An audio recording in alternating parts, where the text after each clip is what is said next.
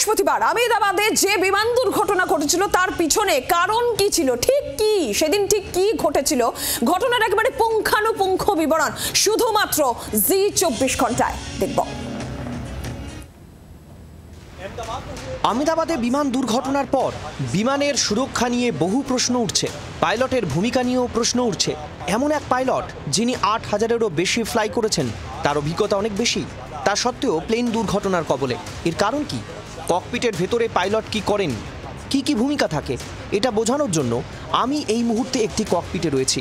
এটি A320 মডেলের একটি ককপিট, যার মধ্যে আমি আছি। এটি এয়ারবাস। দুর্ঘটনার বিমানটি বোয়িং ছিল, ওটা ছিল ড্রিমলাইনার ভার্সন। ওই ড্রিমলাইনার বিমান একটি হাইটেক বিমান, আকারে বড় হয়, কিন্তু এটি এয়ারবাস। এটিও একটি স্বয়ংসম্পূর্ণ বিমান। এবার চলুন আপনাদেরকে বোঝাই পাইলট এর ভেতরে আসার পর কি কাজ করেন। পরপর প্রথম থেকে শেষ পর্যন্ত বিষয়গুলো আপনাদের বোঝাবো। এটা বোঝানোর জন্যই আমাদের সঙ্গে রয়েছেন অমিতজি। ওনার থেকেই সবটা শুনবো এবার কিভাবে কি হয়। প্রথমেই অমিতজি বলুন, প্যাসেঞ্জার এই বিমানে আনন্দ নিতে আসেন, সেই সময় পাইলট এর ভেতরে থাকেন, তিনি তখন কি করেন? পাইলট যখন ককপিটে আসেন সর্বপ্রথম তিনি কি চেক করেন? পাইলট প্রথমে বিমানের জ্বালানি, হাইড্রোলিক চেক করেন। এটা জ্বালানির অংশ, এটা ইঞ্জিনের অংশ, এটা ইলেকট্রিক্যাল পার্ট, সবটাই তিনি দেখে নেন। এখানে যা আছে সবটাই পাইলট দেখে নেন। এখানে জ্বালানি আর ইঞ্জিনের চেক খুবই গুরুত্বপূর্ণ। পাইলট কখনো 19-20-এর রিস্কও নেন না।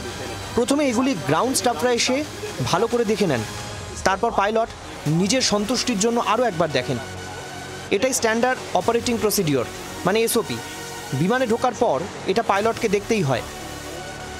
আমাদের প্রথম কাজ ইঞ্জিন স্টার্ট করা। 1 ও 2 দুটি ইঞ্জিন থাকে। সেই বিমানে আমরা প্রথম সেকেন্ড ইঞ্জিন স্টার্ট করি। অনেকের মনে হতেই পারে আগে ইঞ্জিন 1 স্টার্ট করা হয়, কিন্তু এখানে দেখলাম ইঞ্জিন 2 আগে স্টার্ট করা হচ্ছে। আপনাদের কিন্তু একটা নতুন জিনিস শেখালাম। এটা কি?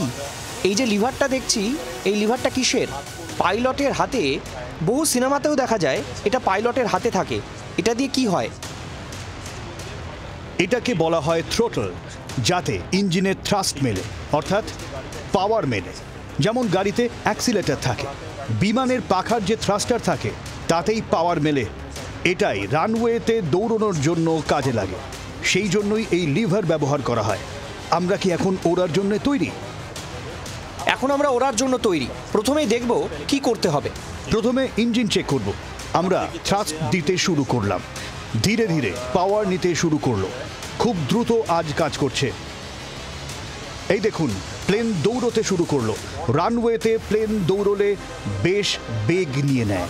এখানে স্ক্রিন দেখাচ্ছে 40 থেকে 60 হচ্ছে, 60 থেকে 80 হলো। এবার বিমান হাওয়ায় উড়বে।